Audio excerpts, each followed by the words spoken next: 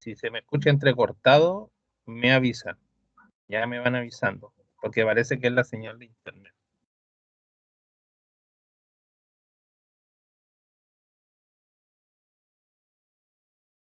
Ya me van avisando, porfa. Si es que se va cortando, se escucha mal. Profesor, ¿podría devolver una vez la diapositiva que recién empezamos la grabación? No se había puesto. Para que esté en la grabación. Ah, se me había olvidado. Ya, sí. Ya, ahí Justamente sí. era, justamente era para demostrar que antiguamente no existían en los pabellones quirúrgicos, por lo menos, este tipo de disminuir el dolor a los pacientes, pero lo que nos importa a nosotros ahora, por ejemplo, es que tampoco existían medidas para prevenir infecciones dentro del pabellón, o como se llama, infecciones intrahospitalarias. Ya no existía ninguna medida, cosa que ahora obviamente sí existen. Ya, por lo tanto, la alta tasa de mortalidad que existía en los hospitales era justamente por eso, porque no había medidas sobre la prevención de infecciones dentro de los hospitales y fallecían muchas personas.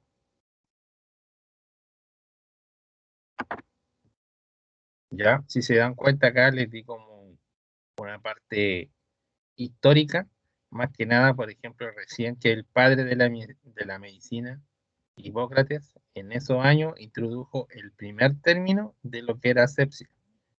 Ya, por ejemplo, él recién ahí en el año 460, por ahí, empezó él a hablar sobre la irrigación de heridas, ¿ya?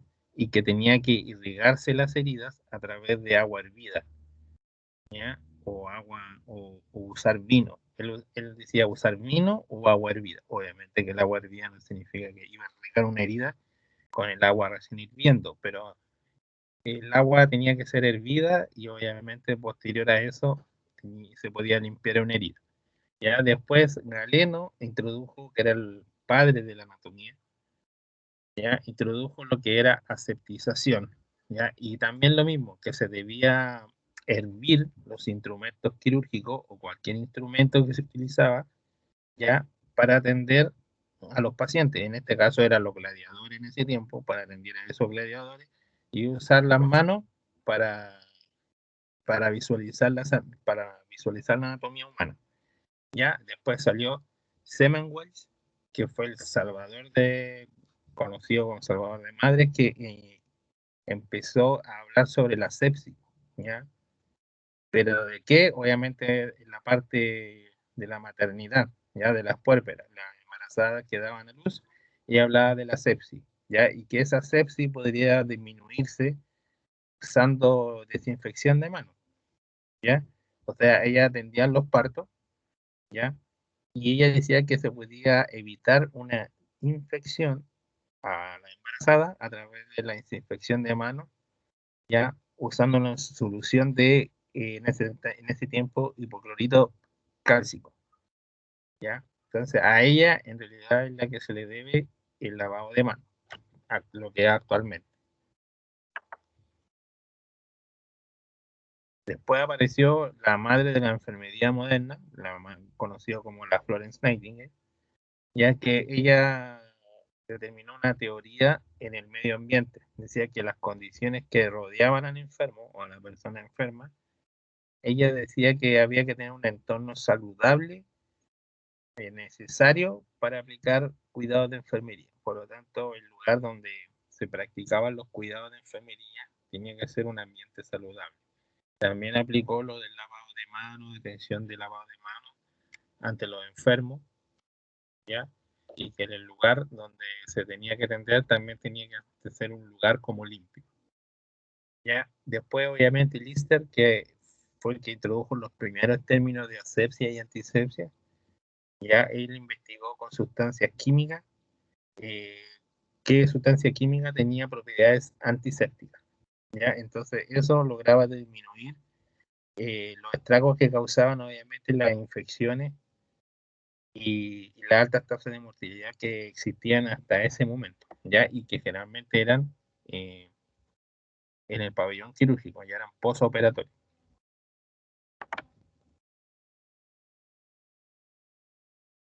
¿ya? Y así siguió, ¿cierto? Terrillon, el por Bergman, Halstead, que todos ellos empezaron a aplicar o introdujeron conceptos de asepsia y antisepsia.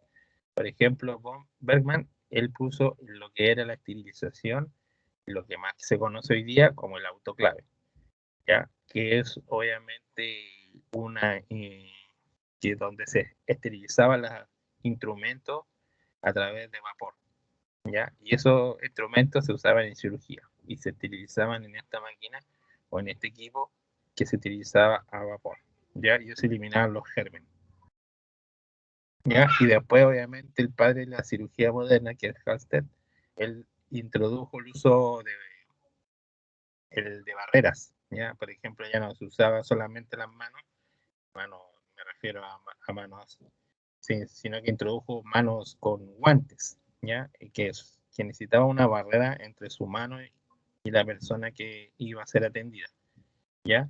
Y esos eran los guantes clínicos, ¿ya? Y se llegó obviamente hasta el siglo XIX, hasta la actualidad, donde hubo una fusión entre la medicina y la cirugía y fue considerado obviamente una ciencia donde se dieron muchas implicaciones y se inició en este tiempo hasta el día de hoy lo que es la asepsia y la antisepsia, ¿ya? Y todo se desarrolló, por ejemplo, el descubrimiento de los rayos X, ya la creación de los instrumentales, maquinarias avanzadas hasta el día de hoy para mejorar el diagnóstico y el tratamiento del paciente, ¿ya? Y obviamente en el día de hoy los pabellones obviamente tienen unos estándares de calidad para entrar en un paciente quirúrgico, ¿cierto? Y todo lo que conlleva a una intervención quirúrgica.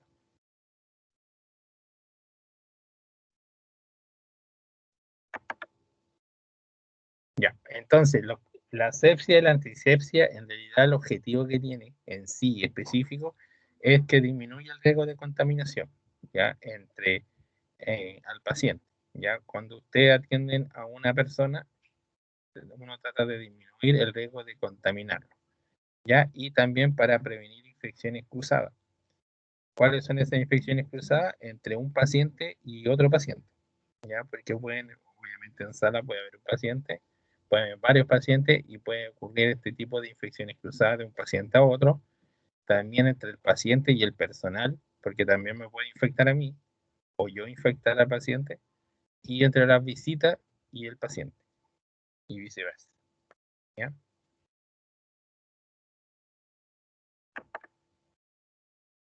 Entonces, aquí está un poquito, la asepsia viene del prefijo, ¿cierto? Y es negación o falta o ausencia. Ya generalmente es un método, como dice ahí, preventivo para evitar algún tipo de infección. ¿Ya? Y la antisepsia es más que nada un procedimiento que previene la sepsis o un foco infeccioso. ¿Ya? Y eso se refiere a destrucción.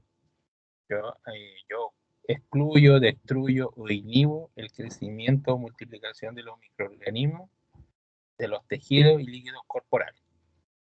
Más adelante se van a dar cuenta cuáles técnicas existen para la antisepsia.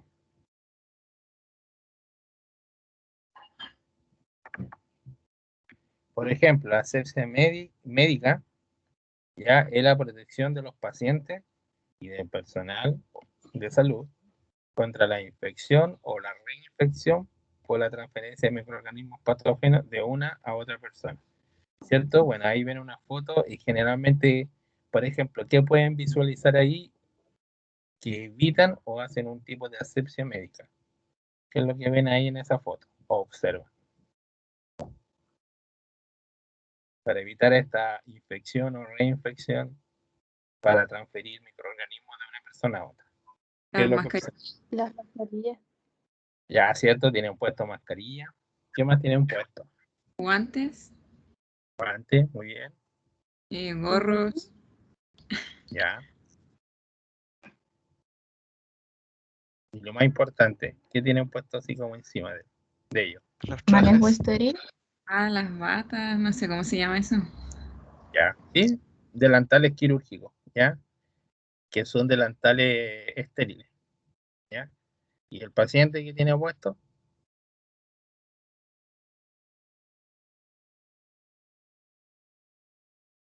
que está ahí en la tabla,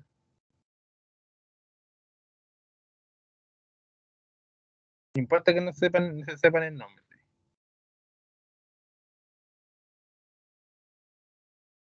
que también lo protegen para hacer no permitir la transferencia.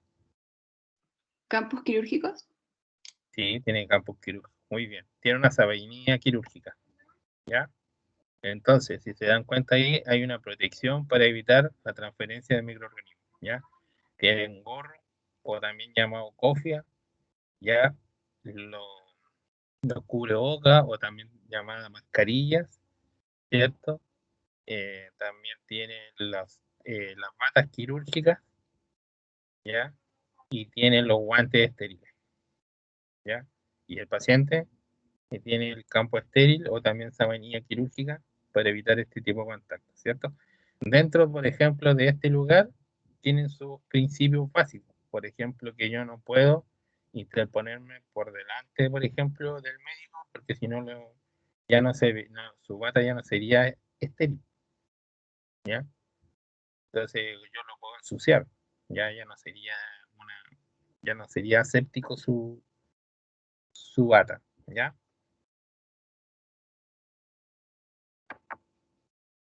La asepsia quirúrgica, porque recibimos la asepsia médica, que la hacían a ustedes o el personal de la salud sobre el paciente.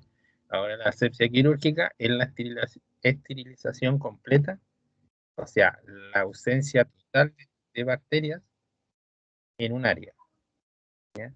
Por ejemplo, todo lo que se refiere a quirúrgico que va a ser usado en pabellón para una intervención quirúrgica, se esteriliza, ¿ya? Y eso es una asepsia quirúrgica. Se utiliza para que dentro de lo que se va a usar o que el médico va a usar en la intervención, sea obviamente en ausencia de toda bacteria en ese lugar, ¿ya? Es lo mismo que de intervención quirúrgica a otra intervención, también van a escuchar la asepsia del pabellón, ¿ya?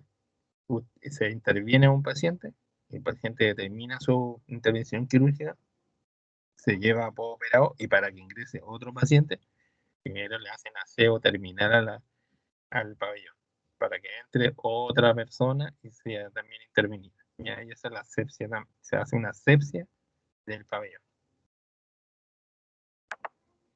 ¿Ya? Ahora viene otro que es la técnica estéril, ¿ya? Y eso es la técnica estéril, se refiere, o aséptica, a métodos para prevenir contaminación por microorganismos y mantener la esterilidad durante un procedimiento. Ya, por ejemplo, ustedes son los médicos, ¿cierto? Los cirujanos, ¿cierto? Y cirujanas, y van a entrar a un pabellón, ¿cierto? Van a tener que ser guantes estériles, ¿cierto? Y esa es una técnica estéril, ¿ya? Que no pueden, obviamente, al colocarse el guante, no pueden equivocarse porque si no es como que terminan de contaminar el guante, por ejemplo, estéril, y ya el guante no pasaría a ser aséptico, ¿ya? Y de ahí se han dado cuenta que hay diferentes tipos de lavado de manos. Un lavado de manos, ¿cierto? Normal, que se hace como en la casa, otro lavado que se hace un lavado de mano clínico y un lavado de mano quirúrgico, que es muy diferente, ¿ya? Eso lo vamos a ver acá, pero más adelante. No sé si entienden esto o van bien. Sí, profe. Sí, profe, sí se entiende. Ya, por ejemplo, cuando ustedes van a pabellón, se van a colocar las batas estériles, generalmente no se la colocan solo, van a necesitar ayuda de alguien. Y también es una técnica, ya que para evitar que la otra persona, tu bata quirúrgica no se vuelva no estéril, ya que siga manteniendo aséptica. Esperemos que en algún laboratorio que tengamos de RCP le voy a mostrar así como lo que se, pero solamente mostrar porque para practicar no vamos a ver mucho, ya, pero mostrar que hay una persona que generalmente siempre le ayuda a colocarse una ropa que sea una técnica estéril al colocarse para una intervención quirúrgica.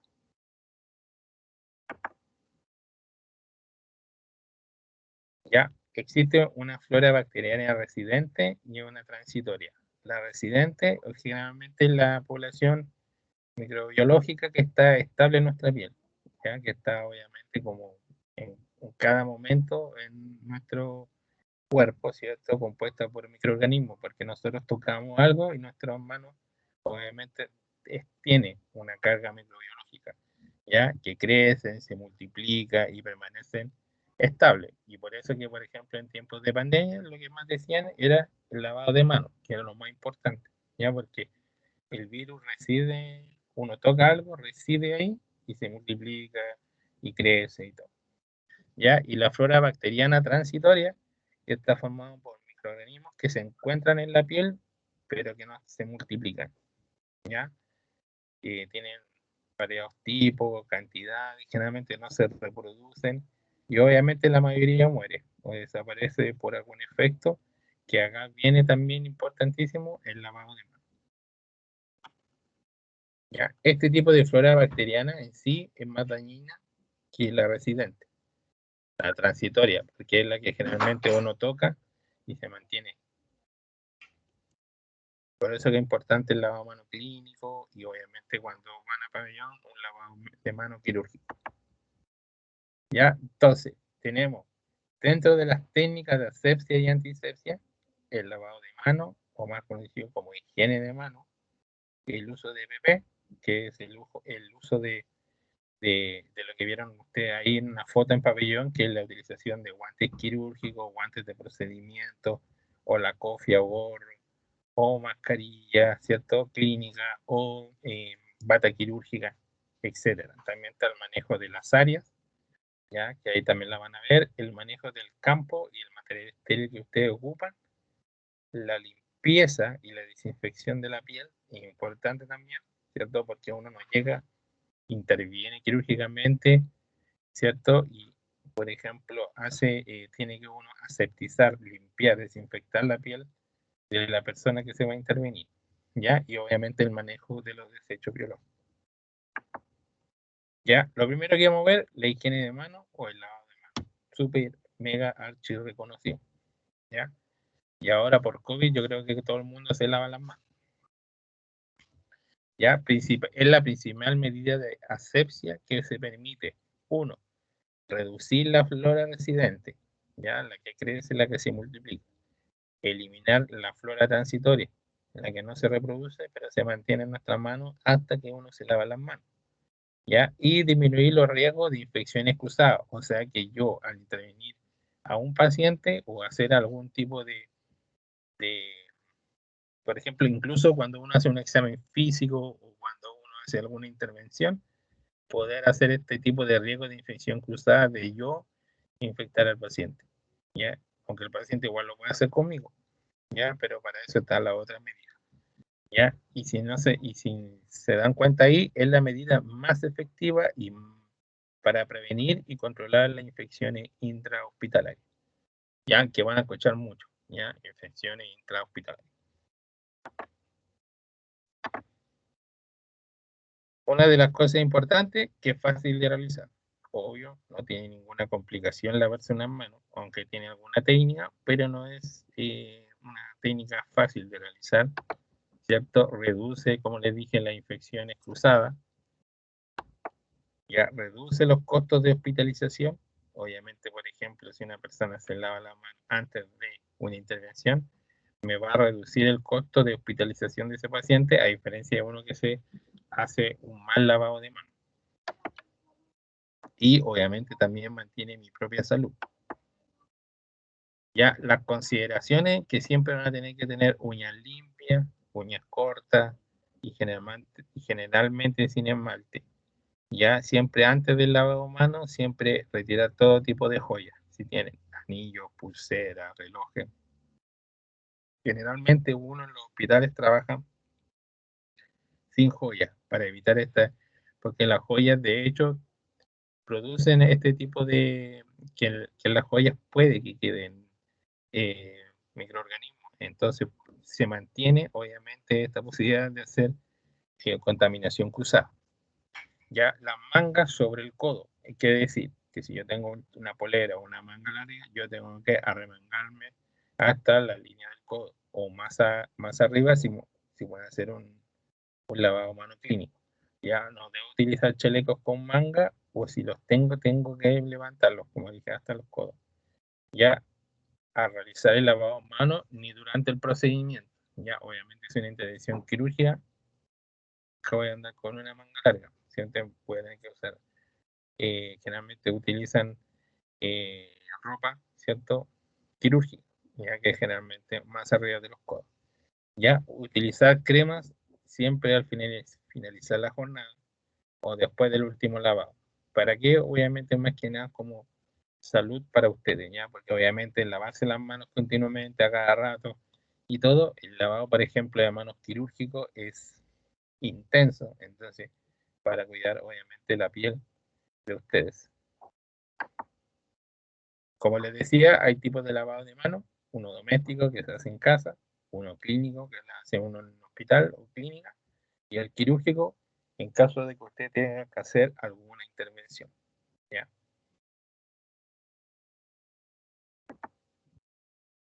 ¿Ya? El doméstico, obviamente que se hace en casa, uno se lava las manos, ¿cierto? Se echa jabón, agua. No hay una técnica en sí para el lavado de manos doméstico, uno abre la llave, se echa jabón, agua, ¿cierto? Se empieza a lavar las manos como uno quiera, ¿ya? No hay una técnica en específico.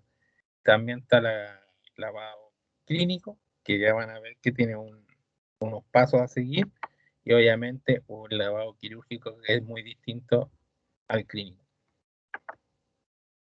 Ya, el objetivo del lavado menos clínico, que es lo que vamos a ver ahora, se me escucha, ¿cierto? Profe, ¿sabe que a veces se escucha fuerte, pero después se escucha despacio y después fuerte, después despacio, no se escucha con el mismo volumen durante toda la clase? Ya se va cortando o el volumen. Sí, se va cortando, hay partes que no se escuchan. Ya, Pero no es que se corte por internet, es como el micrófono pareciera.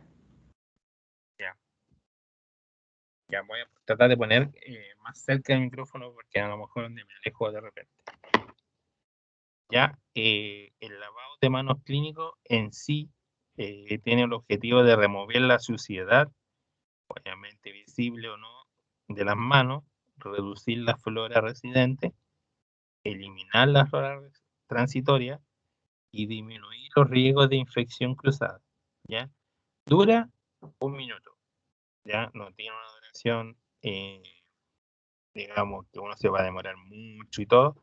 Tiene una duración generalmente de 1 minuto. ¿Ya? ¿Cuándo lo voy a realizar?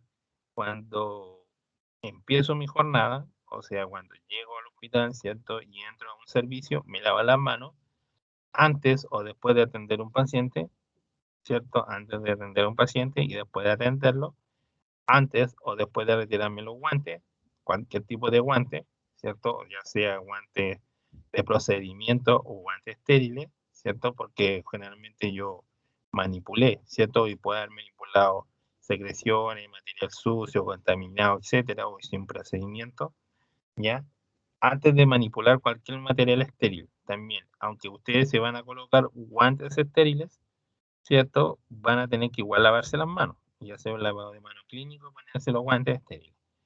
Después de ir al baño, ya después de ir al baño, toser o estornudar, tocarse el pelo, la piel, etcétera, lavarse las manos. Antes de comer, bueno, eso ya lo saben, yo creo, antes y después de comer. Y al terminar mi jornada, es decir, que ya terminé mi jornada o ya terminé de pasar visita a mis pacientes, obviamente, y me voy a retirar del servicio, también me lavo las manos antes de irme, ¿ya? Para no irme con la carga bacterial del servicio, ¿ya? Entonces, el paso del lavado de manos es, uno, primero, obviamente, retiro todas las joyas y los objetos de mis manos, de la muñeca, pulsera, lo que tenga en mis manos, reloj, me las retiro. Ya, voy a preparar, si se dan cuenta, el papel de la toalla que se encuentra en todo servicio clínico, ya que me va a servir para el secado. ¿Qué se refiere a eso? Que voy a tener papel preparado para después sacarme las manos. Ya no me seco, no me lavo las manos y después busco papel, ya porque eso significa yo con mis manos ¿cierto? Poder apretar o jalar, por ejemplo, el ganchito que tiene todos los dispositivos para secar las manos, ¿cierto? Y ahí ya me contaminé. Entonces la idea es dejar preparada la toallita antes de lavarme las manos o empezar el lavado de manos. Después, obviamente, voy a abrir la llave del baño, ¿ya? Y voy a regular la cantidad. No significa que voy a tener. ¿Qué se refiere a esto? Ni poca ni mucha cantidad de agua, ¿ya? Una cantidad moderada. Ya voy a humedecer mis manos. ¿Ya? ¿Para qué? Para que el jabón se adhiera a mi mano. Después voy a aplicar el jabón antiséptico que siempre está en los servicios clínicos, ¿cierto? ¿Cuánta cantidad? Lo suficiente como para hacer como lo que se ve en la mano, en la punta 6, que es para hacer como espuma, ¿ya? Entonces, ya apliqué jabón a mis manos, ¿cierto? Y lo primero que tengo que hacer es juntar mis palmas, palma con palma, ¿cierto? Con ambas manos y realizar fricciones, ¿ya? La típica que uno hace cuando también uno se lava las manos en casa. Esa es la primera parte. Después tengo que colocar mi mano derecha sobre el dorso de la mano izquierda, ¿cierto? Y aplicar 5 veces, ¿ya? Y después viceversa. Palma de la mano izquierda sobre el dorso de la mano derecha, ¿ya? Y si se dan cuenta ahí, uno tiene que entrelazar los dedos sobre la otra mano para poder hacer el lavado, ¿cierto? Entre los dedos, ¿ya? Después, de las 5 derecha y las 5 izquierda, voy a envolver mi pulgar izquierdo con toda la palma de la mano derecha y también aplicar 5 fricciones. Después envolver el pulgar derecho, ¿cierto? Primero fue la izquierda, después el derecho, con la palma entera del izquierdo y aplicar 5 fricciones. Después colocar las puntas de los dedos de la mano derecha sobre la palma izquierda y girar 5 veces. Ya, eso es más que nada para lavar. Obviamente lo que queda puede ser entre las uñas. Ya, y después lo mismo, pero de la izquierda a la derecha, 5 veces. ¿Hasta ahí vamos bien? ¿Se entiende? Sí, profe. Ya.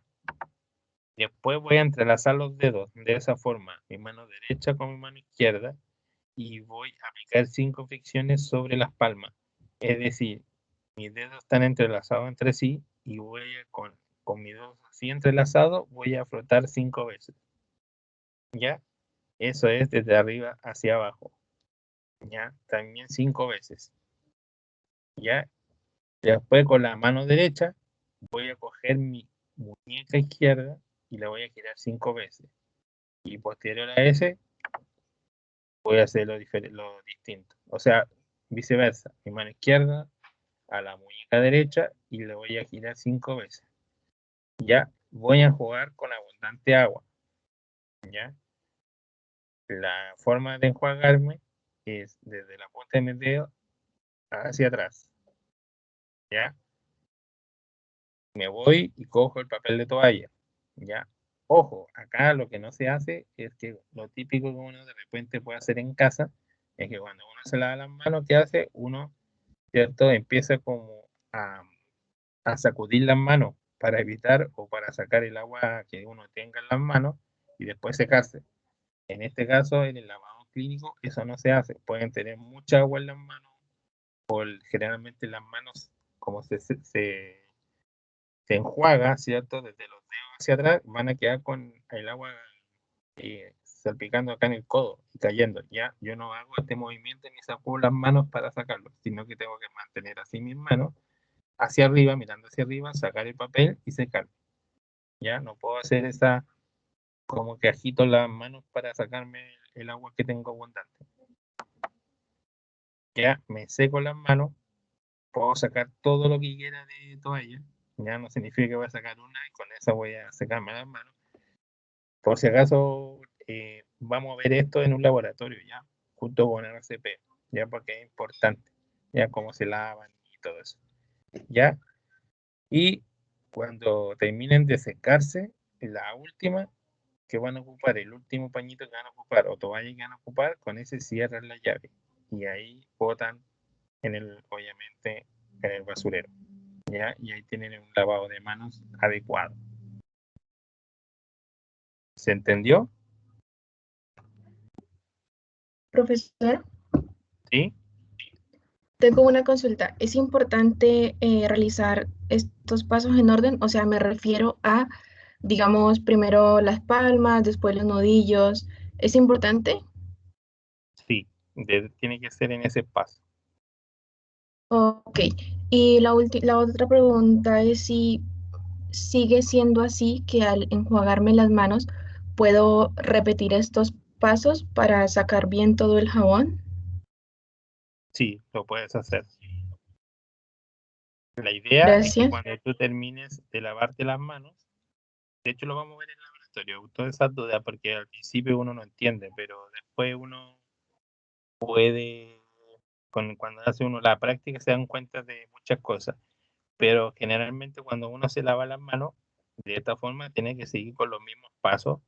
Y segunda, que el secado, van a darse cuenta que el secado igual es importante, ¿ya? No puedo ocupar, por ejemplo, el mismo pedazo de papel de toalla, secarme una mano y volver a usarla para la otra mano. No, yo me seco generalmente una mano, por lo menos ya, yo lo hago así, y posterior yo saco otro papel, ¿cierto? Y me saco la otra mano, ¿ya? Porque si no el papel queda muy mojado y también me contamina, ¿ya? Y si la mano te queda muy mojada todavía y usaste un solo papel, puedes sacar otro, ¿ya? En eso no hay reparo, se podría decir, que por ejemplo voy a tener que utilizar uno y ese uno es para una sola mano. Ya puedo sacar, si me quedó muy mojado el papel, puedo sacar otro y sacarme la misma mano. Ya, igual con la otra mano. Pero con Profesor, ese mismo papel, ah, tocar el dispensador de papel, ¿verdad? claro, y el último que ocupes, por ejemplo, ya sacaste otro porque te quedó tu mano derecha muy mojada, ya, te lo secas y ese va a ser el último que vas a utilizar. Con ese mismo tienes que cerrar la llave y echar al basurero. Pero ahí, como les digo, en la práctica se dan cuenta en que igual el paño que uno usa para secarse las manos se va doblando, ¿ya? Para ir cubriéndose toda la mano. En el sentido de que, por ejemplo, si yo me pesqué el papel de toalla y me lo usé en el dorso de mi mano y me lo sequé, no puedo ocupar la misma parte para secarme la parte anterior de la mano, la parte, ¿cierto? Ocupé la parte dorsal y ahora no puedo usar lo mismo y tengo que doblar la toalla para usar, por ejemplo, para secarme la muñeca. Cuando termine de secarme la muñeca, tengo que doblar la toalla para secarme otra parte de la mano. Igual es complicado, pero cuando uno hace la práctica en sí, se van a dar cuenta que no es tan complicado.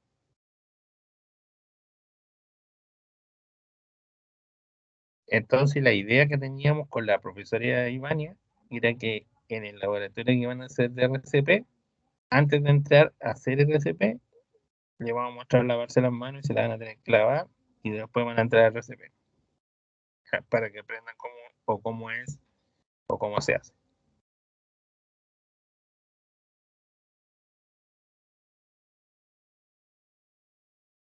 ¿Les quedó bien? ¿O igual quedaron ahí como medio dudosos? En todo caso, cuando suba este PowerPoint al Moodle, les voy a subir también un video del lavado de manos, ¿ya? Para que vean cómo es.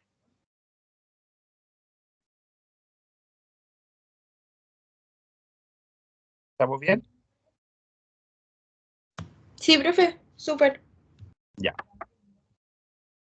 Entonces, tenemos el lavado de manos clínico y ahora viene el quirúrgico, ¿ya? Aunque si se dan cuenta, más que demostrar el quirúrgico, es que también tiene los mismos objetivos, más que nada reducir la flora residente, ¿cierto? Eliminar completamente la flora transitoria, también lo mismo, disminuir los riesgos de infecciones operatorias y cruzadas, y si se dan cuenta, la clínica dura 1 minuto, la quirúrgica dura 5 minutos lavándose las manos. Ahí hay una diferencia. ¿Ya? ¿Cuándo la van a realizar? Generalmente antes de un procedimiento quirúrgico que tengan, ¿ya? O también a una técnica estéril que van a usar. Por ejemplo, si van a usar también una punción lumbar, instalar un catéter venoso central, una línea arterial, generalmente se realiza este tipo de intervenciones. Ya también a la preparación de drogas, por ejemplo, las personas que se dedican a la preparación de drogas antineoplásicas, ¿cierto? Como de las personas que hacen quimioterapia, ¿cierto? También se lavan las manos con esta técnica quirúrgica, ¿ya? Y lo otro es la preparación de nutrición parenteral, ¿ya? Cuando las pacientes tienen nutrición parenteral, por ejemplo, también se hace el lavado de este tipo de quirúrgico, ya para evitar la contaminación, obviamente con la alimentación parenteral, que es la alimentación que van los pacientes a nivel, siento, endovenoso. O también hay de otro tipo.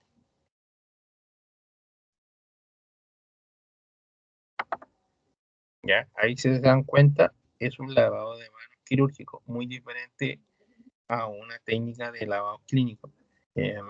Obviamente la técnica aséptica, si se dan cuenta, ¿cuál es la diferencia entre un lavado clínico y que pueden ver en esta foto y una quirúrgica? ¿Qué tienen puesto?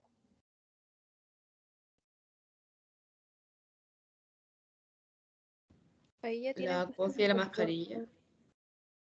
Claro. Exacto. Ellos ya tienen puesto una cofia y una mascarilla. Ya significa que están tratando de evitar, obviamente, por ejemplo, la contaminación que provenga, por ejemplo, del pelo, del cuero cabelludo y también la respiración y todo mientras se lavan las manos. Eso ya lo tienen listo.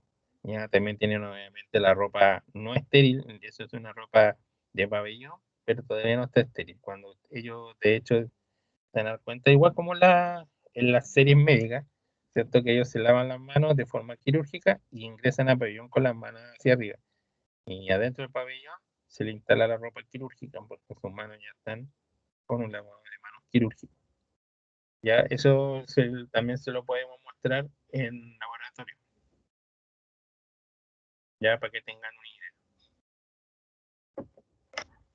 Ya, lo otro es que utilizan distintos tipos de, también se pueden utilizar en el lavado de manos quirúrgico, jabones, ¿cierto?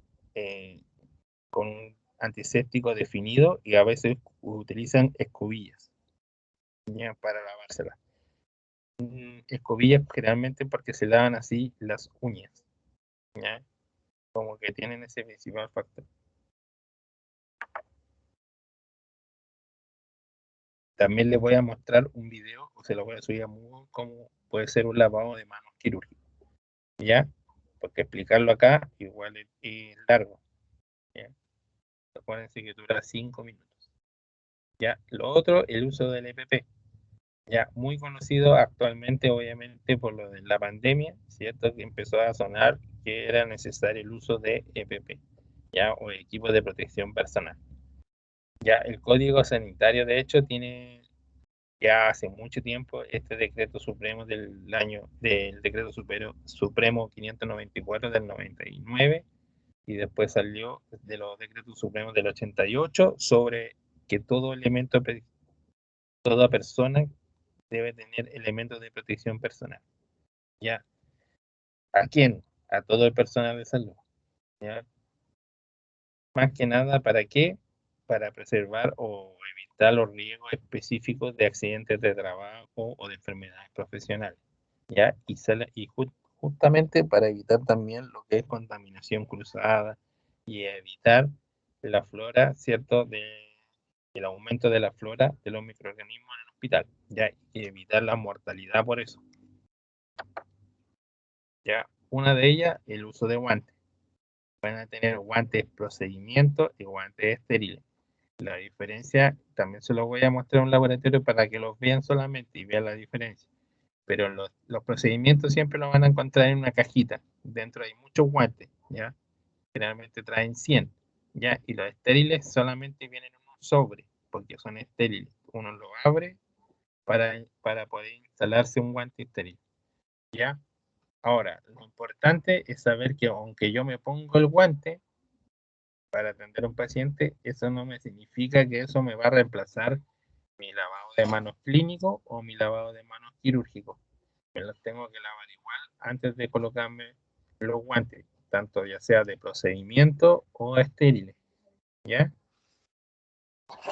Entonces, siempre hay que usar el de procedimiento, siempre lo voy a usar cuando tenga contacto con ¿qué? Con sangre, con secreciones, con excreciones, por ejemplo, fluidos corporales, mucosa o piel no intacta, o sea, piel que tenga algún tipo de herida. ¿Ya? Y los estériles siempre lo voy a usar generalmente para aplicar alguna técnica que es necesaria que sea aséptica. Por ejemplo, cuando ustedes instalen un catéter venoso central, van a necesitar una técnica aséptica, ¿ya? Y es para eso van a utilizar guantes estériles, ¿ya? Y no guantes de procedimiento, ¿ya?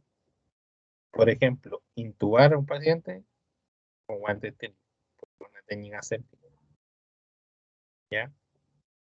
El de procedimiento más que nada es cuando uno hace examen físico o va a realizar algún tipo de herida, o va a tener contacto con algún fluido, cuando por ejemplo uno toma exámenes de sangre.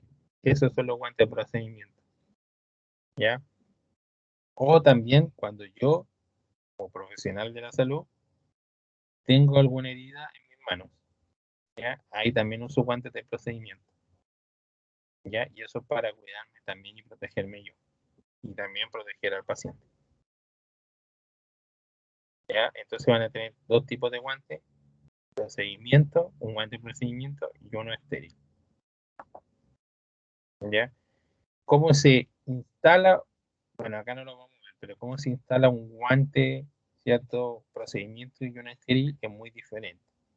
Ya, también se lo voy a mostrar en laboratorio, ya, para que vean que es muy diferente ponerme uno de procedimiento normal, me lavo las manos y me pongo un procedimiento, o me lavo las manos y me pongo uno estéril, ya es diferente. El otro, el uso de gorra, ya, hay para protección, sirve para qué, protección para mí como personal de la salud y también protección del paciente, ya, y se usa generalmente para cuando existe riesgo de contaminación en un campo, por ejemplo, quirúrgico, ante un evento, un procedimiento quirúrgico. Ustedes van a hacer una intervención quirúrgica o van a hacer una intervención aséptica, como lo hablé, van a tener que usar una cofia o gorro, ¿ya? ¿Para qué? Para evitar la contaminación del campo, ¿ya? También se usa de forma correcta. ¿Cómo se usa? Generalmente cubriéndome toda la cabeza y el pelo tiene que estar dentro del gorro, ¿ya? Ojalá el pelo no puede ni un pelo fuera del gorro, ¿ya?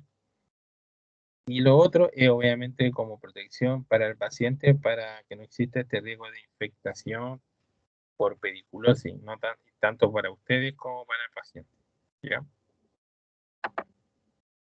También, obviamente, y por pandemia también se ha visto el uso de mascarilla y antiparra, ¿ya? ¿Para qué también? Para protección de ustedes como personal de salud y para protección del paciente. Ya, usar siempre que exista riesgo de salpicaduras, por ejemplo, van a hacer una intervención quirúrgica donde van a entrar y van a hacer una intervención, por ejemplo, torácica o abdominal y donde hay un riesgo de que salpique sangre, voy a tener que usar, o algún derrame de sangre o hay secreciones corporales, voy a tener que usar mascarilla y antiparra, ¿ya? Para evitar ese tipo de que también las salpicaduras no me lleguen a mí y haya un tipo de secreciones, ¿ya? Y cuando hay riesgo para el personal de salud de adquirir una enfermedad, ¿ya? En este caso, por ejemplo, más conocido, como que lo utilizan todos generalmente para evitar adquirir, por ejemplo, el COVID-19, ¿ya? En el personal que está atendiendo, ¿cierto?, en los hospitales, ¿ya? Y la protección del paciente, obviamente, cuando un paciente, por ejemplo, inmunodeprimido y que debe compartir espacio físico con otros enfermos, ¿ya? El uso delantal generalmente van a tener uno que es como el que se usa normalmente como protección para ustedes como personal de la salud, que solamente es uno solo por paciente. ¿A qué se refiere esto? Que si yo vengo, utilizo y uso un delantal para, por ejemplo, revisar a un paciente o hacer el examen físico, no puedo utilizar el mismo, puede ir a ver al otro que está al lado. ¿Ya? Por eso aquí dice un solo paciente, un solo uso. ¿Ya? Si quieren ustedes, por ejemplo, revisar al paciente que está a su lado, obviamente van a tener que sacarse esa pechera plástica y colocarse otra pechera plástica para atender al otro. Ya hay de distintos materiales, generalmente son desechables, son así como parecidas de nylon, ya que uno se puede sacar rápidamente o fácilmente. Ya, y su uso correcto que debe estar bien abrochado en la parte de atrás y solamente está indicado cuando el operador tiene riesgo de una exposición de sangre. También lo mismo, cuando yo veo que puedo estar expuesto a fluidos, a sangre, a secreciones, etcétera, del cuerpo de la persona. Ahora se utiliza mucho, obviamente, por la pandemia, ¿cierto? Para atender pacientes porque uno no sabe si puede estar contagiado o no, y para evitar que el COVID o el virus, ¿cierto?, se impregne en nuestra ropa y podemos llevarla a nuestras casas. ¿Ya?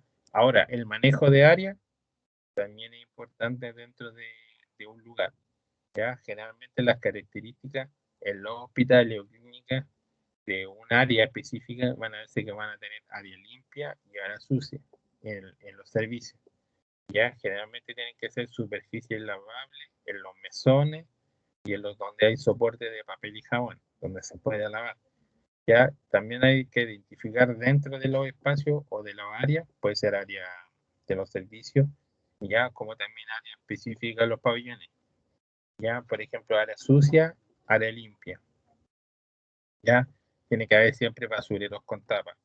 Ya, los muebles tienen que obviamente tener puertas y siempre tienen que estar ordenados y todo identificado. Por eso que yo le digo que en los pabellones generalmente hay un protocolo. ¿Ya?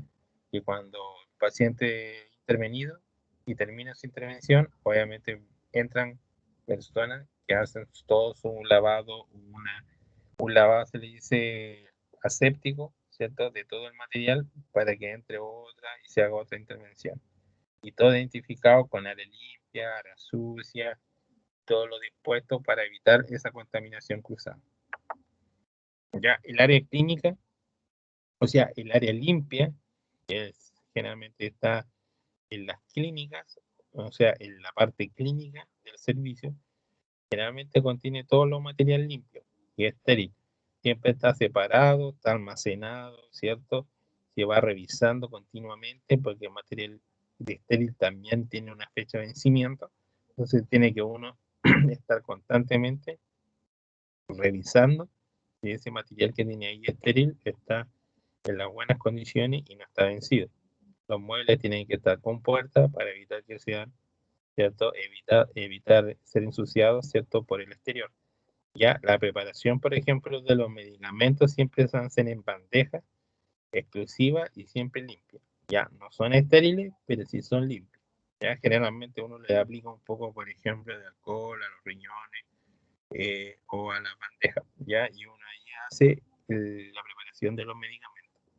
Y las áreas de trabajo es separar un área limpia con un área sucia. Ya, por ejemplo, el área limpia, si se dan cuenta ahí, bueno, en la foto hay un carrito.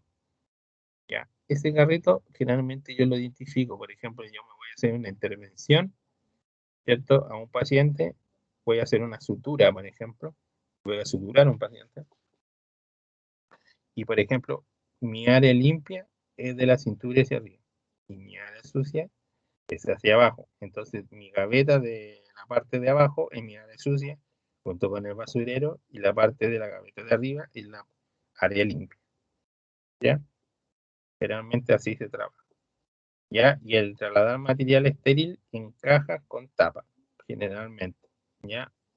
Pero ahora generalmente siempre los materiales estériles vienen generalmente tapados y cubiertos por una tipo así parecido a, a un papel, ¿cierto? Que se utiliza especialmente para esterilizar este tipo de materiales o insumos para ser utilizados en intervenciones quirúrgicas.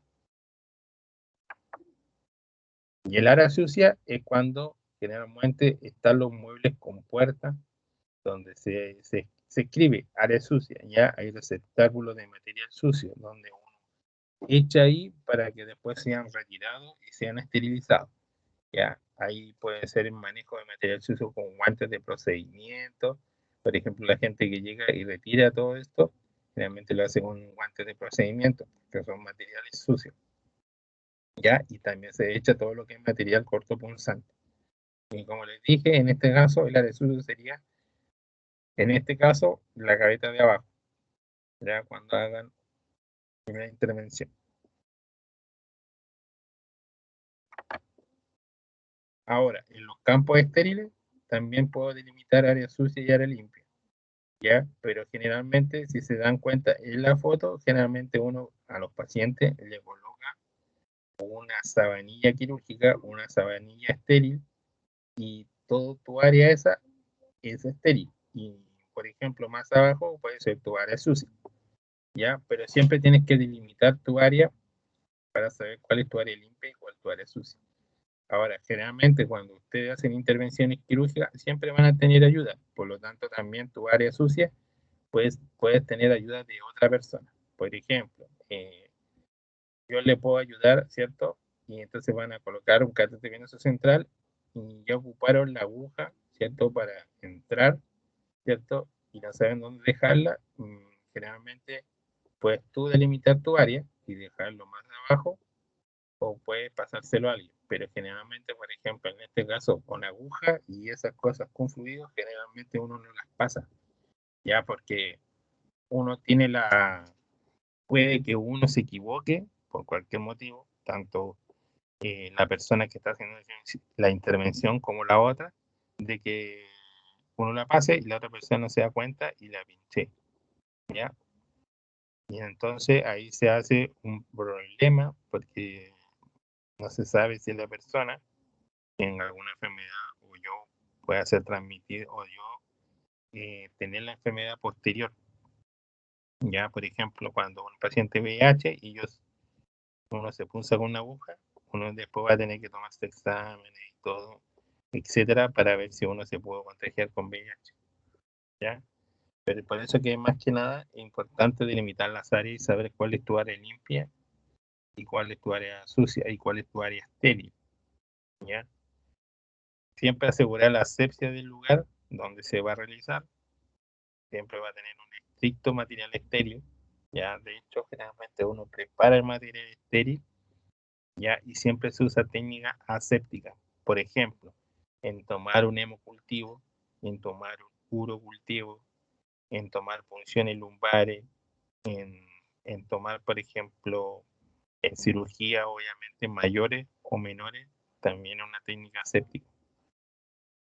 ¿Ya? Por ejemplo, suturar, aunque es una técnica simple, ¿cierto? Igual es una técnica aséptica. Colocar una sonda Foley es una técnica aséptica, por ejemplo. No sé si conocen o han escuchado sonda Foley,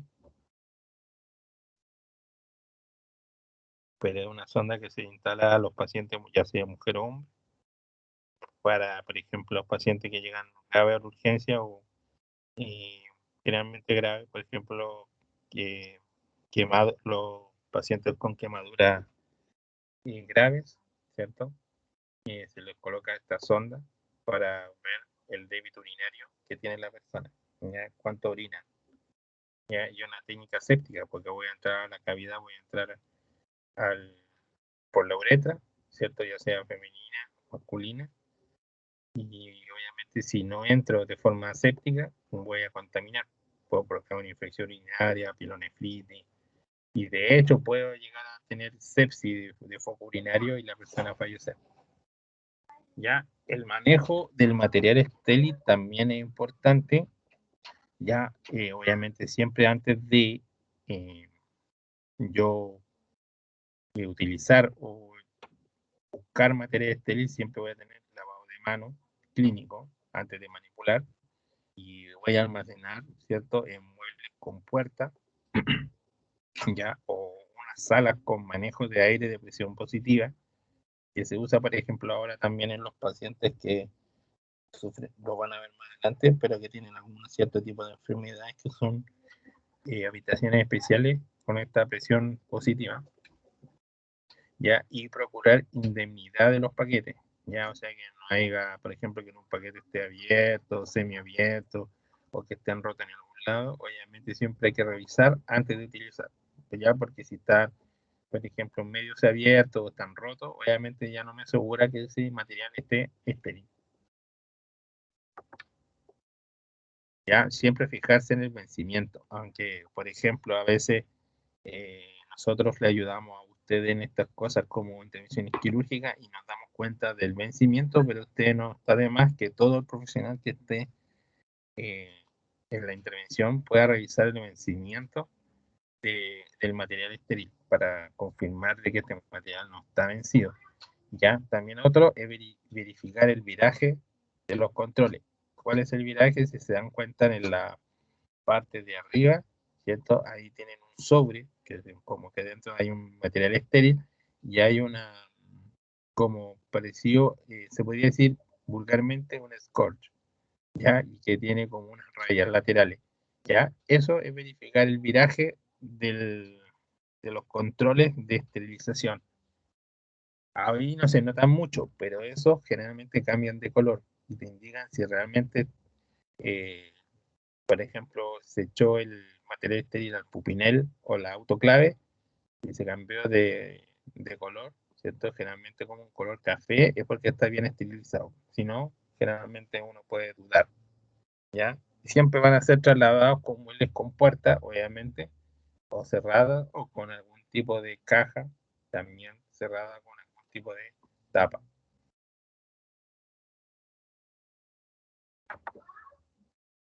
Ya generalmente lo que les dije, lavado de manos previo a la manipulación, abrir por el lugar indicado siempre, nunca tocar el borde del envoltorio ni el producto, ¿ya?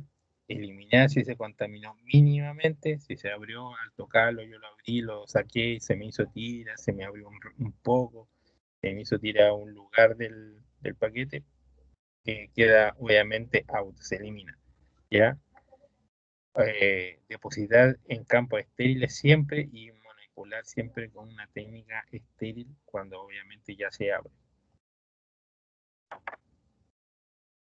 ¿Ya? Por ejemplo, no sé, eso es como una manera de algo chistoso, pero generalmente uno está en intervención quirúrgica y generalmente uno no puede hacer otra cosa que obviamente estar pendiente de la intervención o ocupar, o por ejemplo, oye, pásame, no sé, pues se me quedó ahí, quiero saber la hora, y uno va y toma el reloj, obviamente ya me contaminé, ¿ya? Entonces siempre cuando uno ya está estéril, vestido completamente estéril, con lavado de manos quirúrgico en este caso, ya no puedo tocar nada, no me puedo ni rascar la nariz, ¿ya? Por eso que se ve mucho que cuando el médico, por ejemplo, no sé, pues le va a empezar a caer una gota de sudor, pide que le sequen la frente, ¿ya? Porque ellos no se pueden secar, ¿ya? Porque si no pierden su esterilidad, su campo estéril, ¿ya? También está la limpieza y antisepsia de la piel, siempre usar o no jabón, pero generalmente siempre se usa jabón. Usar antiséptico, ¿a qué se refiere usar o no jabón? Es que depende de lo que van a usar. Por ejemplo, puedo usar antiséptico en algunas intervenciones o jabón en otras. ¿Ya? También tengo que también saber usar la técnica adecuada. ¿Ya? ¿A qué se refiere esto de la piel? Cuando voy a hacer una intervención. Por ejemplo, cuando voy a tomar un examen de sangre, generalmente que utilizo alcohol, al 70, ¿ya? Y pesco el jabón, ¿cierto? Le echo alcohol y aseptizo la piel para poder ingresar la aguja y tomarla. En este caso, la técnica adecuada, por ejemplo, es pincelar en forma circular desde el centro donde voy a hacer la intervención hacia afuera, o hacia la periferia, ¿sí? ¿Ya? También tengo que tener al paciente lo más cómodo posible, ¿ya? Y lo otro es que está estrictamente previo a los procedimientos invasivos, ¿cierto? Tengo que utilizar este tipo de limpieza. ¿Ya? Por ejemplo, si voy a utilizar, no sé, pues ustedes que hacen intervenciones quirúrgicas y voy a, por ejemplo, hacer una punción lumbar, obviamente voy a tener que aseptizar la piel y el lugar donde voy a ingresar la aguja para, por ejemplo, hacer este procedimiento de punción lumbar. Con la técnica, eso de que le decía de pincelar en forma circular desde el centro hacia afuera, en este caso voy a usar antiséptico porque quiero aseptizar el lugar, ¿cierto? Voy a poner en posición cómoda al paciente, ¿cierto? Me voy a poner en posición cómoda yo. Y obviamente eso se hace generalmente en los pacientes que van a realizar o van a tener algún procedimiento invasivo. Ya quirúrgicamente también, obviamente. Ya el manejo de los desechos biológicos, bueno, hay diferentes. Están los residuos especiales, ya los residuos radiactivos de baja intensidad, los residuos sólidos y los peligrosos. Ya, por ejemplo, los residuos especiales van a ser todo lo que es cultivo y muestras, generalmente lo hacen los que están en el laboratorio. Los residuos patógenos, los cortopunzantes, la sangre, los residuos de animales, ya generalmente todo lo que es en los laboratorios. Ya los residuos peligrosos, obviamente son los corrosivos, los inflamables, los reactivos, los tóxicos, ya que ahí tienen tóxicos agudos crónicos, ya, y que pueden ser, por ejemplo, algunos tipos de fármacos, ya, que también se desechan de otra forma, se hace un desecho distinto, ya, y los residuos sólidos, bueno, obviamente son aquellos residuos, ¿cierto? Que, por ejemplo, en la intervención quirúrgica, por ejemplo, cuando hacen una amputación, es un residuo sólido, ¿ya? Y obviamente residuos radiactivos, que son de baja intensidad, por ejemplo, también algunos medicamentos como que se usan en quimioterapia y esas cosas. ¿Ya? Aquí están algunos residuos, ya, por ejemplo, que se utilizan, van a ver en algunos lados que van a tener algunos de color amarillo, ya que generalmente tienen un símbolo y son residuos especiales, y ahí generalmente la persona que echan, lo que les dije, pues, algún tipo de sangre, fluido, etc. Material contaminado con microorganismos, etc. También están los residuos peligrosos, ya los residuos radiactivos de baja intensidad, ya que y los residuos asimilables que generalmente tienen como una tapa negra o gris, ya en los hospitales, no tienen ninguna simbología, ya, pero van a haber varios. Ya el manejo generalmente, que el de los fluidos líquidos o semilíquidos, generalmente se pueden eliminar en el baño, ya, pero se desinfecta con cloro, y si es sangre, ya es dentro de la bolsa amarilla o generalmente una basurero amarillo.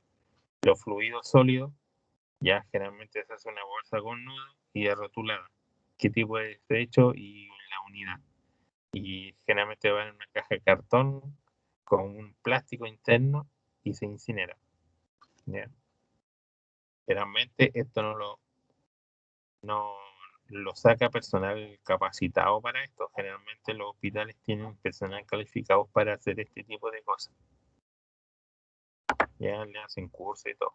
Los manejos de cortopunzantes, generalmente nosotros lo que hacemos es echarlo en las cajas plásticas amarillas. ¿Ya? Generalmente se llenan hasta las 3/4 y se deberían cambiar. Se sellan, se rotulan y después obviamente el personal capacitado los retira y lo incinera. Y ahí para que hagan una pausa. O estamos bien, seguimos adelante. ¿Se entiende hasta el momento? Profesor, Sí. ¿dónde incineran los residuos? Se lo llevan Generalmente es una empresa externa que se los lleva y esas empresas tienen, digamos, el lugar para incinerar todo este tipo de cosas. Pero generalmente son empresas externas. El hospital obviamente los capacita y todo, pero son empresas externas que o sea, son personas que retiran los residuos y se los llevan a una empresa externa y la empresa externa se encarga de incinerarlo.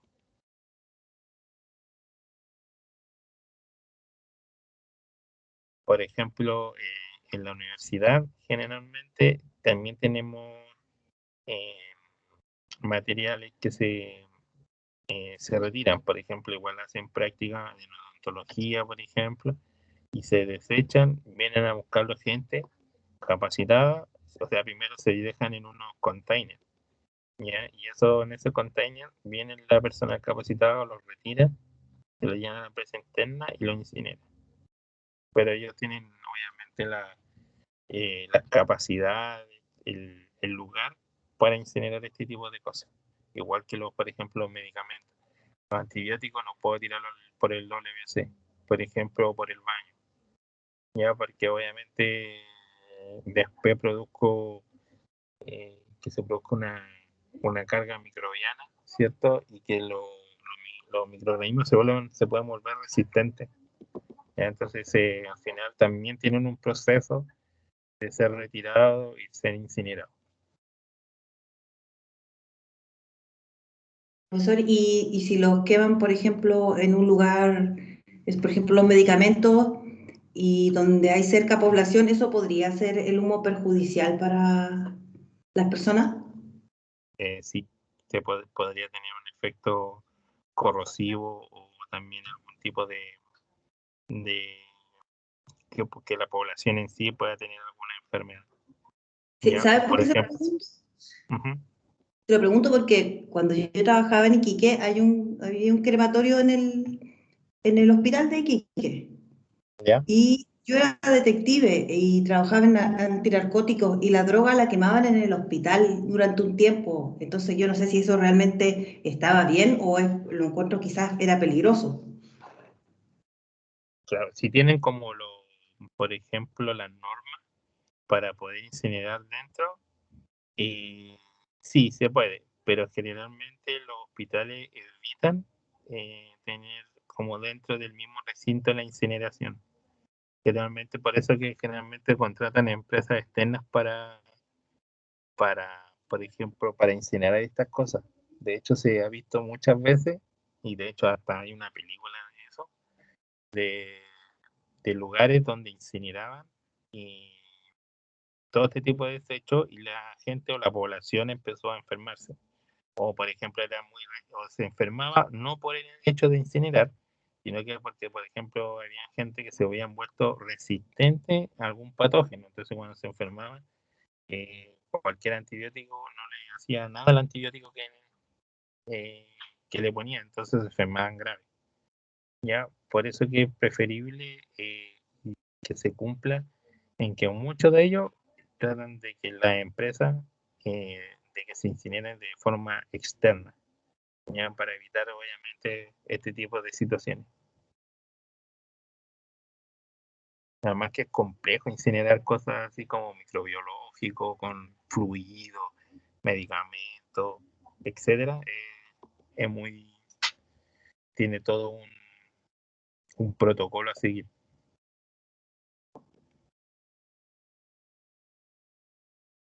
Ya, sigamos. ¿Les quedan dudas?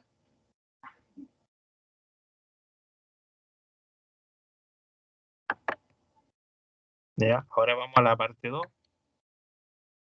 que como les decía, la parte de las normas generales de desinfección y esterilización.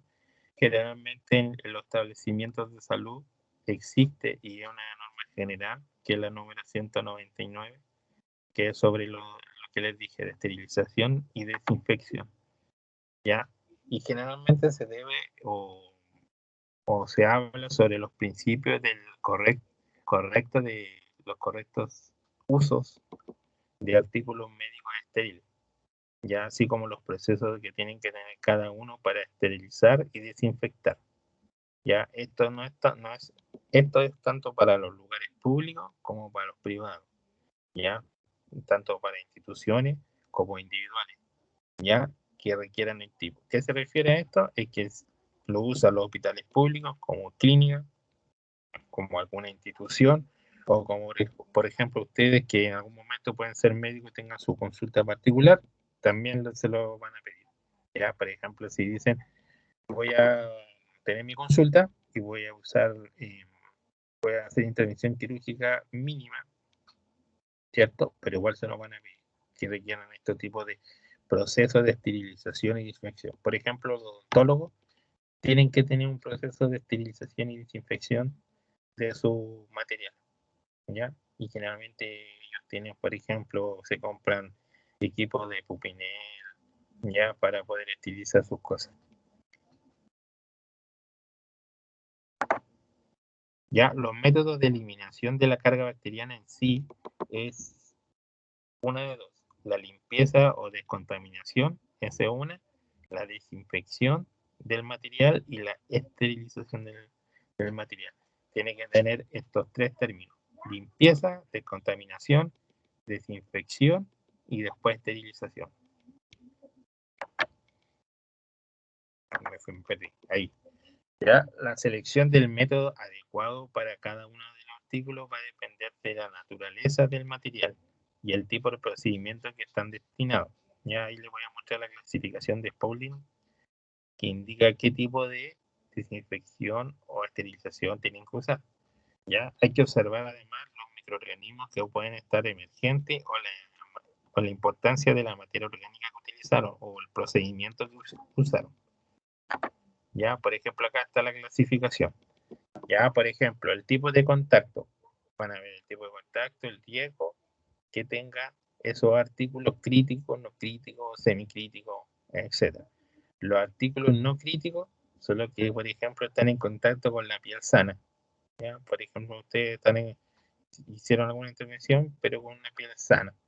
¿Ya? Los artículos semi tienen un riesgo mínimo de infección. Y, por ejemplo, ¿dónde están los artículos no críticos?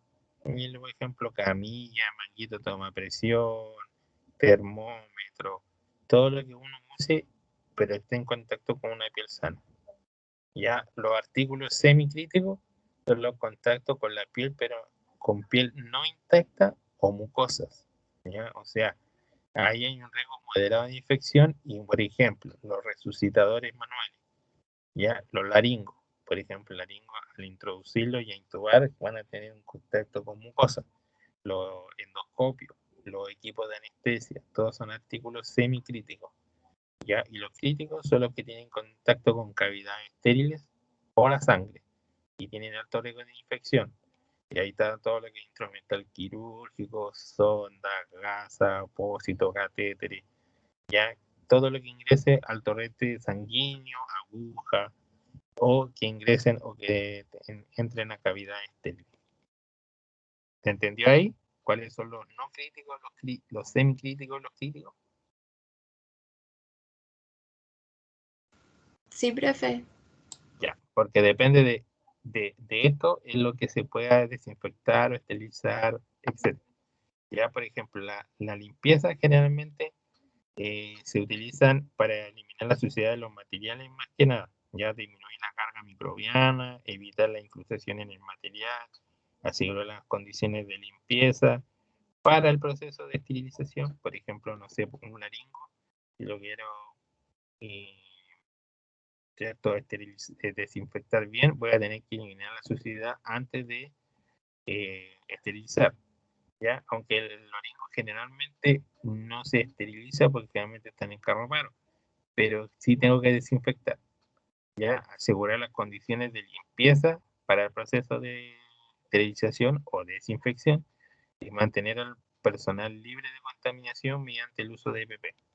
O sea que mientras una persona limpia o desinfecta, se va a tener los EPP puestos. Ya generalmente siempre usan agua, jabón, hay un detergente enzimático, cepillos para la limpieza y la espuma desincrustante. ¿Ya? La desinfección es el proceso por medio de agentes químicos o físicos que busca destruir todas las formas vegetativas de los microorganismos, todo objeto inanimado, ¿ya? Pero que no logra eliminar la espora. ¿Ya? Generalmente se elimina la mayoría de todos los microorganismos, sobre todo los objetos inanimados, ¿ya? Y además impide el crecimiento de los microorganismos, ¿ya? Acá hay tipos de desinfección, ¿ya? Tienen desinfecciones de bajo nivel, de nivel intermedio o de alto nivel, ¿ya? Por ejemplo, la desinfección de bajo nivel desinfecta casi todos los microorganismos, excepto las esporas bacterianas. El nivel intermedio elimina la mayor parte de los microorganismos, virus, hongos, bacterias, ¿cierto? Y el de alto nivel generalmente elimina la mayoría de todas las bacterias, pero no las microbacterias ni esporas. Ya, por ejemplo, el bajo nivel es efectivo contra las bacterias, algunos hongos y virus. En el nivel intermedio, generalmente efectivo contra los virus, las microbacterias, los hongos y las bacterias vegetativas. Y lo otro es generalmente el alto nivel es efectivo contra todo. Ya, esos son los típicos más usados. El cloro, ya, el más usado. Ya, por eso que generalmente cuando de una intervención a otra entra gente y hace limpieza con cloro, piso, ya, y algunos tipos de agentes químicos también en la camilla, ¿cierto? Y la esterilización consiste en la destrucción o eliminación de todo tipo de vida microbiana, ya, de todo objeto, ya, de todas las formas, ya, como les vieron que no eliminaba los hongos esporulados o la forma esporulada. Esta es la única forma de que se elimine todo tipo de virus, hongo, bacterias, lo que sea, se elimine en el periodo de esterilización. Ya ese nivel, como dice ahí, más alto de seguridad y por tanto tiene poca letalidad o mortalidad en el paciente cuando son esterilizados de buena manera todo tipo de insumos. Ya generalmente es para prevenir todo tipo de infección asociada a la atención de salud. Y de hecho tiene un costo-beneficio en realidad bajo. Ya tienen un método de esterilización de alta temperatura, que es generalmente un calor seco, que es el pupinel. Ya el pupinel es un dispositivo donde uno ingresa los elementos y a través de un calor seco generalmente elimina todo tipo de bacterias, hongo, virus. El otro es el calor húmedo, que es más conocido como el autoclave a vapor, que se lo demostré o que mostré que hace mucho tiempo atrás empezó, y que generalmente también se ingresan los materiales en este lugar, en este equipo, y hace este tipo de calor, pero en este caso un calor húmedo, ¿ya? Y existen los de baja temperatura, que generalmente es el óxido de etileno, que es químico, el plasma de peróxido de hidrógeno, que es químico, el vapor por formaldehído, que es químico, y el ácido paracético líquido, que también es químico. Generalmente los materiales quirúrgicos que utilizan, ¿cierto?, para intervenciones son utilizadas o esterilizadas en alta temperatura. Ya los requisitos para esterilizar obviamente es que ya sea el tipo de temperatura, de alta temperatura, baja temperatura, se demuestre que tiene una penetración, muy buena penetración del químico o del calor al instrumento, que sea efectivo, que sea seguro, que sea compatible con los materiales a esterilizar, que se monitorice. En este caso, la monitorización de los de alto calor, por ejemplo, son esto que yo les dije como winchas que se colocan, ¿cierto?, en las bolsitas y que cambian de color, ¿ya? Y que uno después el viraje, que se le llama, que uno después revisa como viraje, y la aprobación obviamente de otro tipo de sistemas que tengan este mismo tipo de equipo de esterilización. Ya acá le dije los indicadores que van a indicar cuáles están o no esterilizados, ¿cierto? Hay monitores físicos, hay indicadores químicos y los indicadores biológicos, ¿ya? Y esto me van a indicar si realmente lo que estoy utilizando está estéril.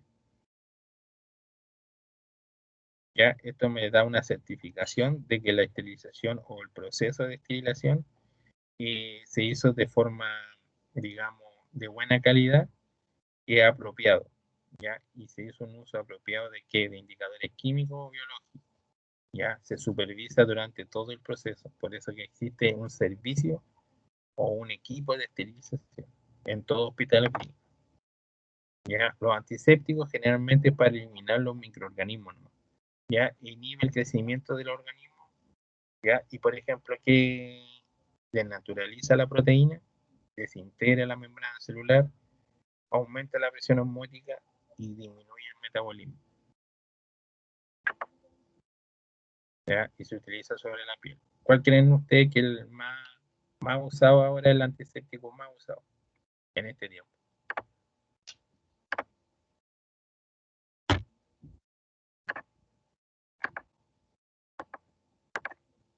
¿Cuál creen ustedes que es el que más usado?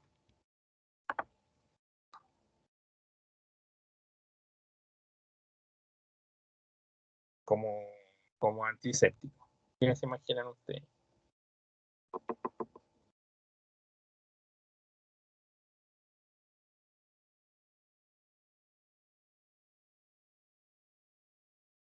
Alcohol gel.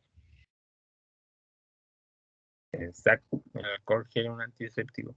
Ya ese generalmente produce todo este tipo de eliminación ya de residuos. Ya. También el alcohol, por ejemplo, cuando tomo una muestra, yo utilizo alcohol, ¿cierto? Al 70, es un antiséptico ideal. Ya generalmente tienen baja toxicidad, no tiene un efecto acumulativo, tiene una baja inactivación ante la materia orgánica, en realidad son efectivos y de bajo costo, y son de un amplio espectro de acción, o sea que pueden eliminar una gran cantidad de microorganismos presentes en la piel. ¿Ya? Y la selección del antiséptico que voy a utilizar va a depender obviamente de muchas cosas, ¿ya? Del espectro del antimicrobiano, de la seguridad y la eficacia que se debe utilizar en la piel, el tiempo de contacto que va a tener, la concentración en el uso, ¿ya? La aceptación obviamente del usuario y la sensibilidad a los compuestos, ¿ya? O sea que sea alérgico o no. Y obviamente los costos. ¿Ya? Estos son algunos soluciones o antisépticos que son los antisépticos jabonosos, que se utilizan mucho, por ejemplo, en pabellones quirúrgicos. Los antisépticos tópicos, por ejemplo, antes de una intervención quirúrgica, generalmente se le produce la aseptización de los pacientes, ¿cierto?, en el área que se va a intervenir a través de algunos agentes como povidona, etcétera, y también hay soluciones antisépticas como tinturas, ¿ya? Pueden tener jabonosas, tópicas o tinturas, ¿ya? Por ejemplo, el lavado de manos clínico generalmente usan triclosan, yodoforos, ¿ya? Ese es el más usado y lo van a escuchar mucho en los hospitales. Utilizan mucho el triclosan, ¿ya? Después están el PSMX, el alcohol, el lavado de manos quirúrgicas cambia, clorexidina, ¿cierto? Yodo, alcohol, ¿ya? Y en la preparación de piel también está la clorexidina, yodo, el alcohol, ¿ya? Esto cuando son preparación de piel en la parte quirúrgica, ¿ya? Si se dan cuenta acá, el alcohol de 70 tiene un efecto en bacterias gram positivas, gram negativas y virus. El inicio de la actividad queda en 2 minutos, ¿cierto? Y obviamente sí, lo importante es que es inflamable y irrita en algunas ocasiones. Ya también está la clorexidina, que tiene una gran cantidad de efectos en microorganismos. La povidona ayudada también, ¿cierto? Y el peróxido de hidrógeno, y es más que nada positiva, negativa y virus.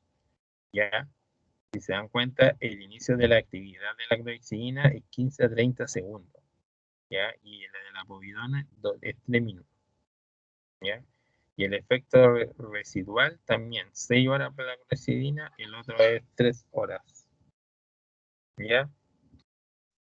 Ahí tienen algunos ejemplos, ¿cierto? La seguridad es que el alcohol es más inflamable, en cambio las otras no son tan inflamables, ¿ya? Y la clorexidina no es tóxica, por ejemplo, y la otra sí pueden hacer irritaciones cutáneas, y también obviamente algunos que son alérgicos al yodo no pueden utilizar, como la povidona yodada, ¿ya? Y lo otro es un irritante de la mucosa. Ya, las técnicas de aislamiento, cuando ustedes tienen pacientes y necesitan que este paciente quede en aislamiento, hay algunas técnicas, ¿ya? El objetivo es disminuir el riesgo de infección entre los pacientes hospitalizados y también por el personal de la salud. Las características deben ser generalmente utilizadas en adición a todas las precauciones estándar. ¿A qué se refiere? A que aparte del aislamiento, el EPP, ¿ya? Y el lavado de manos y todo lo que hemos visto, ¿ya? Y puede haber una combinación, pueden ser combinadas en enfermos con múltiples mecanismos de transmisión, o sea que puedo generar no solamente un tipo de aislamiento, sino que puedo combinarlas. ¿Ya? Incluyen obviamente las precauciones básicas de transmisión y se refieren a transmisiones por aéreas, por gotitas o por contacto. Por ejemplo, las precauciones aéreas o por aerosol generalmente son por patógenos o microorganismos aerotransportados, ¿ya?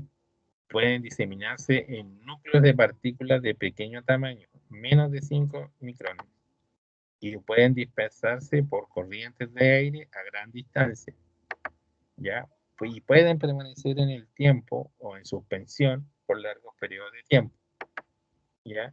¿Cuáles son las precauciones a tomar en cuenta? Generalmente debe utilizarse presión negativa en las habitaciones. De hecho, en el piso sexto del Hospital Nuevo existen este tipo de habitaciones con presiones negativas. Ya, por ejemplo, la otra vez fui para allá y había un paciente con tuberculosis en una habitación con presión negativa. ¿Ya? Después debe utilizarse siempre individualmente. Por ejemplo, no puedo colocar un paciente o a 2 a 3 pacientes en la misma habitación, ¿ya? El lavado de manos siempre va a ser estricto al entrar. También el uso de mascarilla, porque es una precaución aérea. Bueno, si un paciente que transmite microorganismos a nivel aéreo. Por lo tanto, mi mascarilla, mi delantal antes de entrar a la habitación y retirármelo o retírmelo antes de dejarlo, ¿ya? Y son generalmente mascarillas N95, ¿ya? El uso de guantes previo a la atención directa del paciente también, y el mantener las puertas cerradas. Estas puertas, o sea, estas habitaciones de presión negativa tienen dos. Uno ingresa y tiene como un lobby donde uno se cambia, se pone su delantal, su guante, etcétera, etcétera, y después tiene otra puerta donde uno ingresa a donde está el paciente. ¿Ya? ¿En qué está indicado? Por ejemplo, en el virus de la varicela, la herpes zóster, la tuberculosis, ya el sarampión, generalmente hasta el, como dice ahí, hasta el 10º día de iniciado la fase del catarro, y la sospecha de gripe aviar. ¿Ya? Como les decía, acá en el hospital hay una persona con tuberculosis en una habitación de presión negativa. Ya. Las precauciones por gotitas, aquellos patógenos transmisibles a través de las gotitas de Fluger o partículas grandes, mayor a 5 micrones. Las genera uno al hablar, al toser, al estornudar, ya en procedimientos diagnósticos, terapéuticos, que involucren la vía aérea y que cuando tomen contacto con mucosa respiratoria, ya, o salpicaduras, ya, se requiere contacto estrecho entre la fuente y el receptor. ¿A quién se imaginan precauciones por gotita? ¿A quién se le trae a la mente?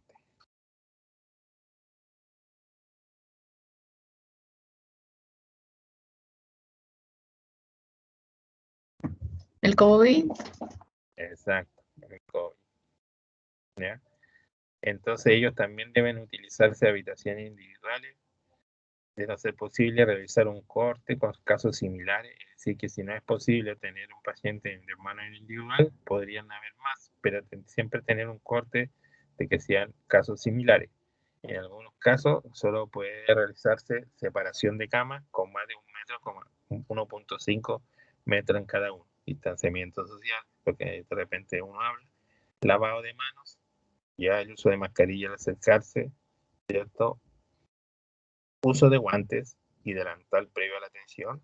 Y el uso de antiparras, porque en este caso es gotita, por lo tanto, si él me habla y alguna gotita salga por ahí, lo puede contaminar, ¿ya? Y la antiparra, ¿cierto? También mantener siempre las puertas cerradas. Ya, las precauciones por gotita, bueno, está la influenza, todo lo que es adenovirus, meningitis, faringitis, parotiditis, ya el SARS, la sospecha de enfermedad microplasma, neumonía, y todo lo demás, COVID-19, etc. Y están las precauciones por contacto, que generalmente se transmite por contacto directo de una piel a otra, o indirecto, que es a través de una superficie o instrumentos del paciente. ¿Ya? Entonces son pacientes infectados o colonizados por patógenos transmisibles por esa vía y son los que causan la transmisión. Ya, en este caso, por ejemplo, el COVID también se puede hacer por contacto. Por eso es que importante era el lavado de manos. Pues, por ejemplo, antiguamente, o cuando empezó la pandemia, uno por ejemplo, podía toser la mano, después iba a un lugar, ¿cierto? Con esa misma mano que yo me tosí, ¿cierto? Tomaba, abría una puerta y después venía otra persona y también abría la misma puerta y ya se llevaba el virus en sus manos, se infectaba y así empezó, seguía todo el proceso, ¿cierto? De transmisión.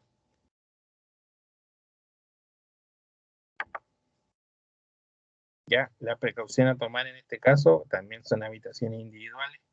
Ya, por ejemplo, hay pacientes con Clostridium difficile que son pacientes que están infectados y que pueden tener de contacto de piel a piel y tienen que siempre tener una habitación individual. El lavado de manos obviamente es estricto por ser de contacto de piel a piel, el uso de guantes también y el uso de delantal también es importante y este delantal tiene que ser con mangas y el material siempre va a ser exclusivo o restringido a esa habitación por ser de contacto, ¿ya? Y siempre mantener las puertas abiertas. Entonces tenemos las precauciones por contacto y acá hay algunas indicaciones, son muchas, ya, pero hay infecciones gastrointestinales, entéricas, respiratorias y infecciones cutáneas. Nos queda poco, ¿ya? Más que nada las precauciones estándar están aquí, que en realidad empezaron en el año 80 con precauciones universales, después Minsal en el 87 también hizo precauciones universales, pero más que nada de sangre, con fluidos corporales, y en el 96 salió las precauciones estándar, que son las precauciones que hasta el día de hoy se utilizan. Ya, estas precauciones estándar son los mecanismos y medidas destinadas a minimizar el riesgo de transmisión de infecciones entre el personal y los pacientes, ya que sea por sangre, por fluido, por contaminación con sangre. Ya, y todo el objetivo de esto es más que nada disminuir la exposición accidental con sangre. Esto es para, por ejemplo, los personal o profesionales de la salud con gente que tienen algún tipo de patología asociada y para disminuir esta precaución o evitar exponerme a alguna enfermedad. Ya los principios básicos, más que nada, minimizar el riesgo de contagio desde mi personal de salud al paciente y viceversa, o utilizar independientemente, que se utilicen independientemente de la calidad del paciente infectado o no. O sea, esta precaución estándar, aunque no sea un paciente infectado o no, se la tengo que utilizar y todo paciente se considera potencialmente transmisor de algún tipo de infección, ¿ya? Y que también todo paciente se considera potencialmente susceptible a adquirir algo. O sea, no solamente él puede transmitir, sino que yo también le puedo transmitir a él. ¿Ya? Los fluidos corporales son de alto riesgo, ¿cierto? Y provienen de cavidades normalmente estériles, ¿ya? Los riesgos de transmitir VIH son provenientes de cavidades normalmente estériles contaminados con sangre. Y los de bajo riesgo son aquellos que nunca se han visto involucrados en la transmisión intrahospitalaria y sin riesgo de transmitir VIH, que no existen casos descritos de transmisión. ¿ya? Son como los tipos de fluidos corporales y los riesgos que hay, ¿ya? Por ejemplo, riesgo con transmisión de VIH y los riesgos sin transmisión de VIH.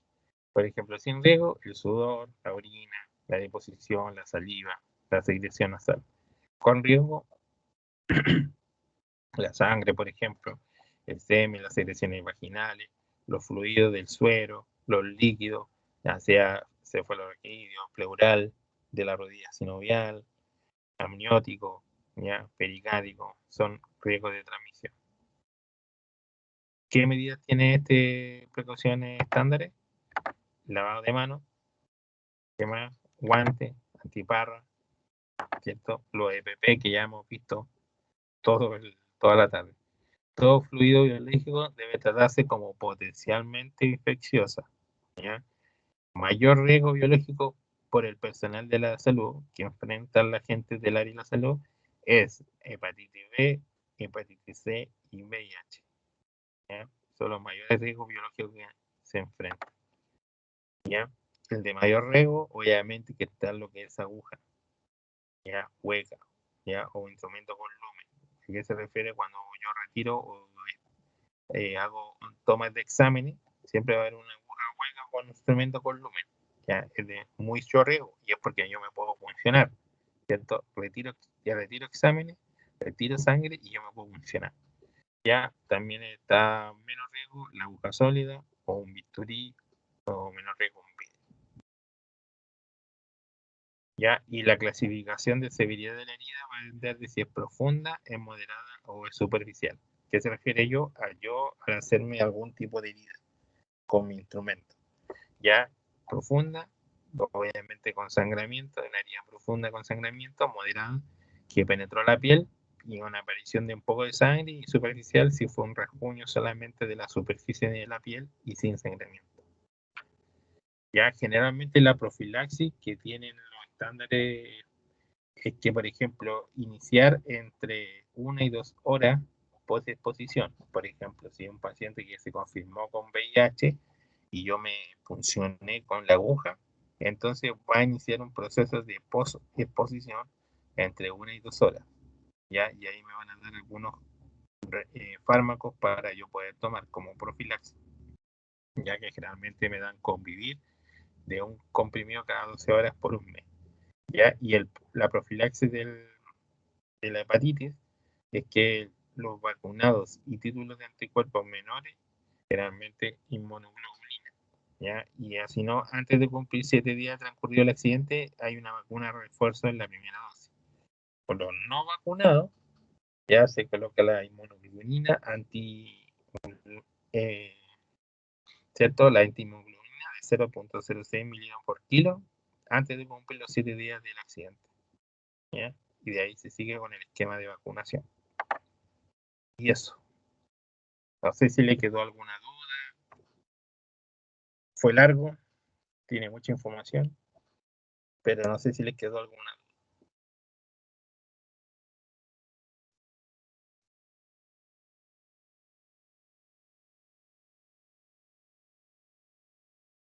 ¿Quedó alguna? ¿Tienen preguntas?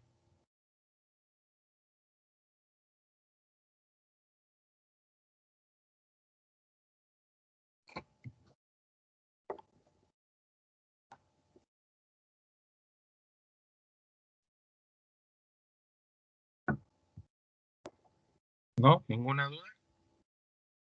¿Todo bien? ¿Se me escucha? Sí, profe, todo bien.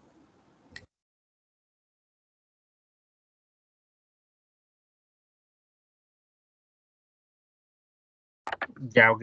Entonces nos vamos a ver el otro viernes. Yo le voy a subir este PowerPoint al Moodle y le voy a subir algunos videitos para que se vayan viendo sobre el lavado de manos, clínico, quirúrgico.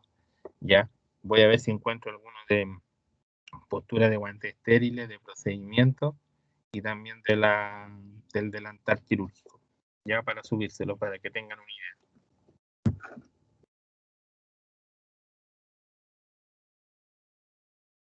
Y eso, así que cuídense, los vemos el otro viernes. Y eso, que estén bien, que tengan un buen fin de semana. Gracias, profe. Gracias, profe. Chao, profe, gracias, que esté bien. Chao, profe. Chao, profe. Gracias. Chao, profe, cuídese. Chao, Chao, profe. Hasta luego.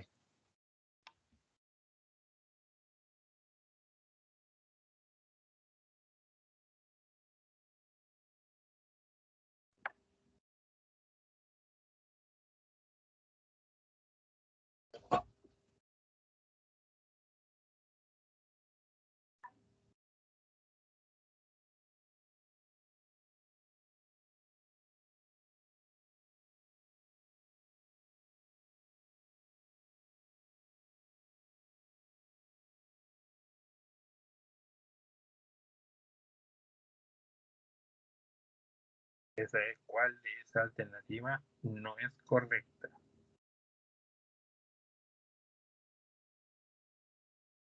¿Cuál de esas no se debe hacer?